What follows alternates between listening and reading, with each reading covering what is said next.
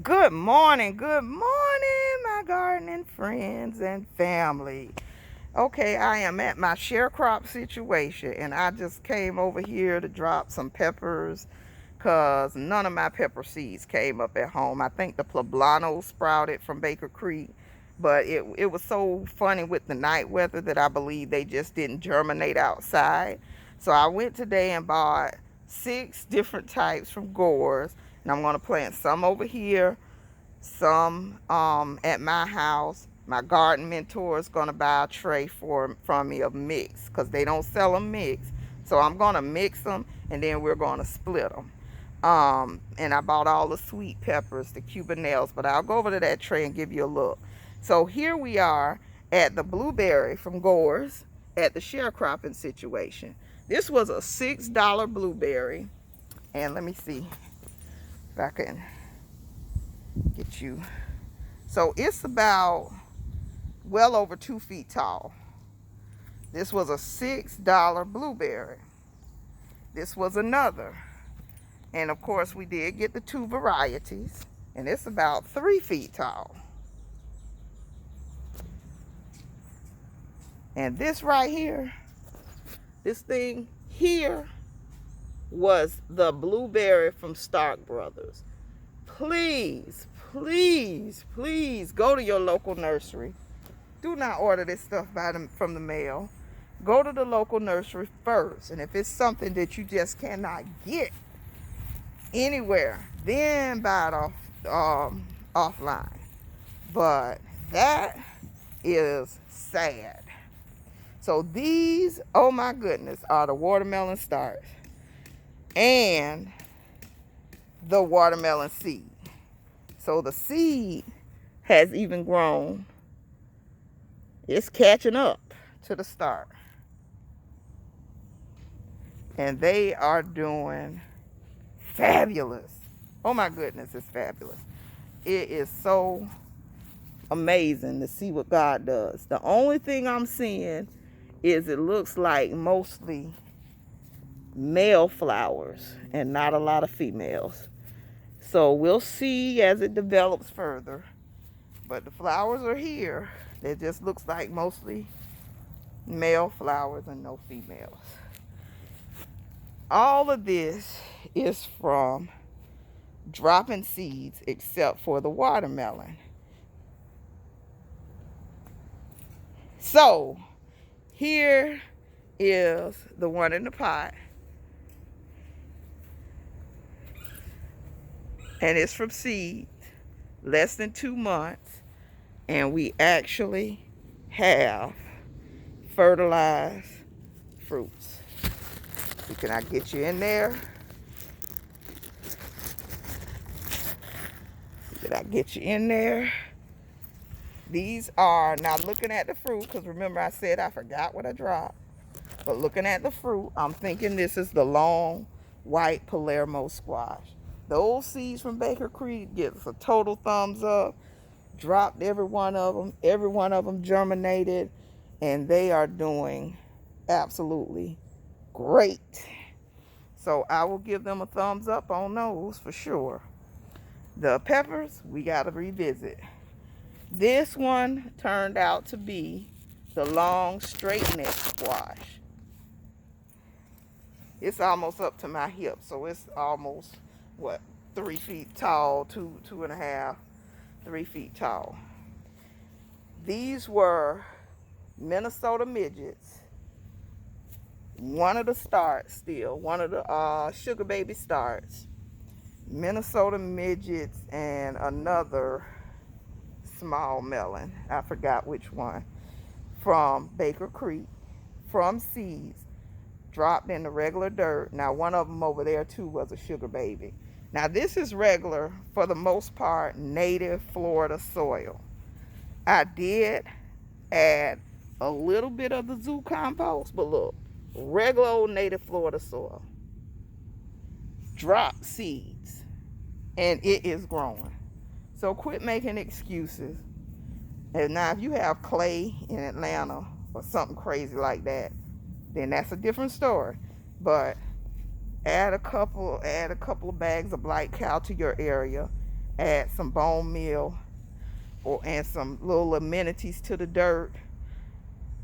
Water with some 511, fertilize with 511 every 2 weeks, and you too can get the same results. You don't have to buy a truckload of bags of special $6 soil. If you have dirt, you can work with the dirt you have, and you'll learn as time goes by. Because all of this, look, this is a whole row of cucumbers, straight seeds. Drop the seeds. I want to say they're like fishnaries, which are like the long English cucumbers, but all of these are seeds, different cucumbers. And I think over there, so I think I thinned the watermelons over here, so I moved some over on this row, and then I'm just going to drop peppers in between wherever I can find a spot. But over here, if you see over there, that's been fertilized. I don't know if that's a cucumber or a squash. We still trying to figure some of this out, because I just went crazy seed happy, dropping seeds, and don't know what half of it is. But this, now what didn't come up is these 50-cent sunflowers. They never came up unless that's a sunflower, but my aunt says that's a weed. So those sunflowers, they were old, so that's fine. They were 50-cent seeds, so that's okay.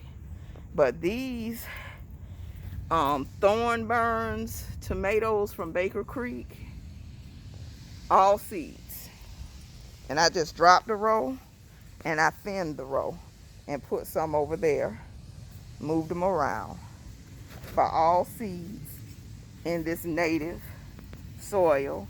Some topsoil, like I said, has been added. Some zoo compost has been added, but you don't have to go by all of that. If you got dirt in the yard, clear it up. And if you're growing grass, you can grow some food. So here you go.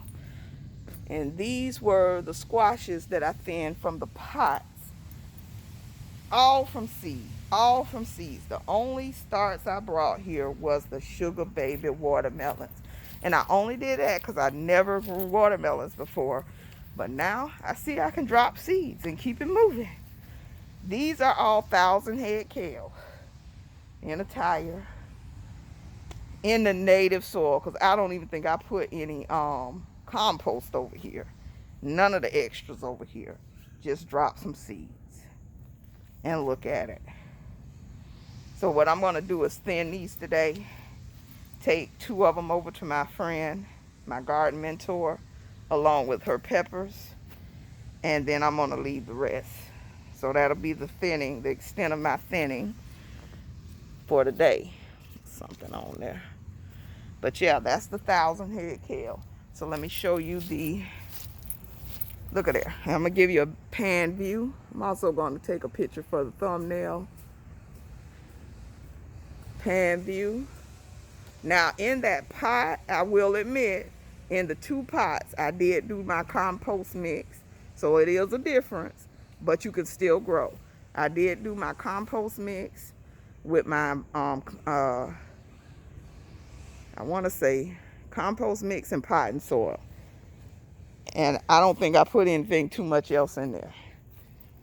So that is the good dirt. But take a look again at the production. It's not much difference. I'm still going to get food. I've only watered, fed it with 511 like once or twice. And it's still producing. So cut the excuses and actually get out here and do the thing, because we have to. And last night I realized as I cut my last bell pepper, I say, I got to go get my bell peppers. I can't wait on these seeds to ever germinate. They've been down more than 2 weeks now, close to 14 days. I saw 1 poblano. So I got sweet red. I already had the yellows. So I got the sweet reds, 6-pack. They're the shortest ones. And I had already said I got to grow my own peppers because they're so expensive in the store. I got the pimentos. They're a sweet. full sun, 78 days. I got the jalapenos. They're the only hot ones I bought, if you want to call it that. They're on the they're low Scoville, so they're mediums. I bought sweet Cubanelles, but they also had a hot Cubanelle. But I chose the sweet Cubanelle non-bell. I'm going to leave my poblano and see what it does, because stuffed poblanos really, you know, will bring me some joy over the summer. Then I have sweet bananas, and this looks like a multicolor sweet banana. And then I have regular old sweet bell peppers. So I did the 6-pack. And if you have like 5 or 6 friends in a small garden, y'all can each divide these. Each one gets 6, and each one split the $4, the $24 that it costs. So everybody have $4. Everybody gets 6 plants and 6 people, and you got one of each kind. So if you have a small garden, small space, this is the way to go. So I just thought I would bring that to you, bring you some good garden hacks ideas, and get with someone in the community, because you could have a problem. Y'all can trade, we can barter, we can do whatever we need to do. Even just having a neighbor and saying, you got some bell peppers out there, because I need one tonight. I'll give you one when I grow some. That kind of thing. We need to come together as a community and grow our own food. Have something in the backyard. Because even if you need a bell pepper or onion to cook with, the drive to the store is at $4 a gallon for gas. It just makes more sense to be able to go back in your backyard and get some of your groceries, some of them. And I'll be back later with a seed haul and a fertilizing video and all of that. I'll probably release that by Saturday. So thank you so much for watching. Hit that like, comment, subscribe, and ring the bell for my updates, my deals, my garden tours. And again, all excuses out the window. Get out here and plant something. Make it happen.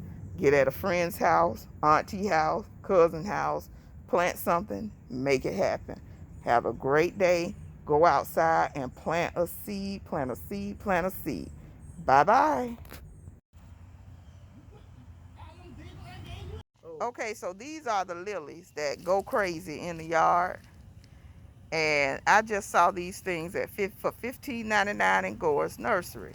Do not buy these at Gore's Nursery. I love Gores.